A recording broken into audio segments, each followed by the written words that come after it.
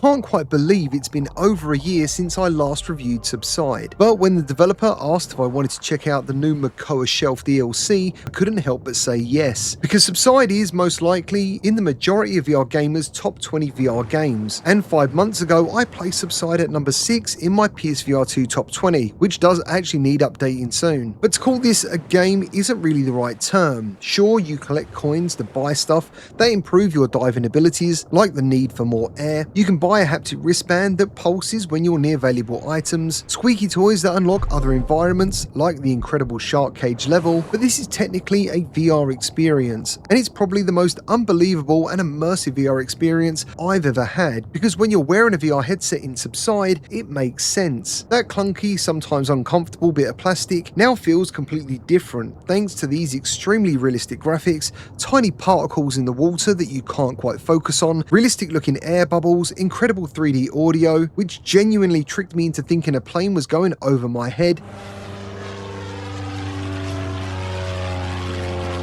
and sea life that reacts to you and looks simply stunning. Your Quest 3 and PSVR 2, or whatever headset you choose to use, is no longer a VR headset, it's actually part of your scuba gear. And to help this immersive feeling as you're crawling around in tight spaces fearing you're going to run out of oxygen, your mask makes contact with the environment with a nice subtle little thud. And it's in these moments Subside is up there as one of the truly must-buy VR titles ever made. Now with that all out of the way, we're here to talk about the new DLC, which is paid DLC by the way, and this includes one new environment, a nighttime mode, some new gear, 2 more experiences for the price of, I don't actually know. I can't find this information anywhere, but the base game is in $24.99. So I'm going to guess, content-wise in comparison to what the base content is already offering, I'm going to assume this DLC is anywhere between $4.99 and $9.99, which, if it is closer to $10, I do think is a bit much, but we're going to have to wait and see. Gameplay-wise, you'll be doing exactly the same thing as you did before, but I'm not saying that as a negative, because I found myself going back through the same old levels while trying to find even more coins,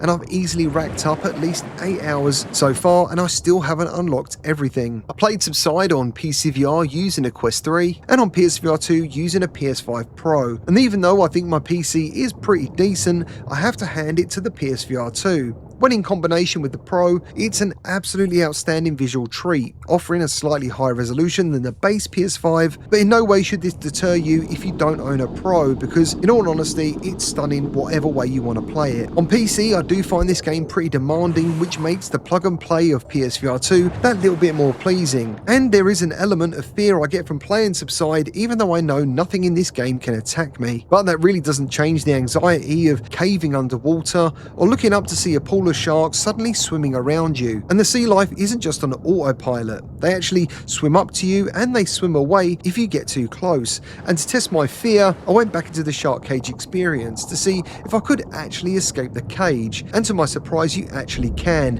and oh my god, this was a truly amazing moment. This guy is absolutely huge and very interested in where you are and what you're doing, and like I said, I do know I'm absolutely safe, but I was definitely worried the majority of the time. Now back to the Makoa Shelf DLC, which is the largest environment yet, and finding coins and keys does take much longer than ever before. Luckily to help you, like I mentioned earlier, you do now have a treasure detection wristband, and now you have the Sea-Doo-like watercraft, which feels brilliant to use and zip around and was super fun, but it did make me wonder why we still don't have a wave race style VR game, because generally speaking any game I've ever played that has water in it is pretty cool, but in VR it's something truly special. There's also more shipwrecks to explore, and overall it's been nothing short of incredible spending time in this new DLC today. And before I forget, the nighttime mode is truly breathtaking. This does reduce your visibility while you're underwater, but at the same time it ups visibility for items that are up close. All in all, I highly recommend this game and the DLC for anyone looking for something truly realistic and very immersive in VR.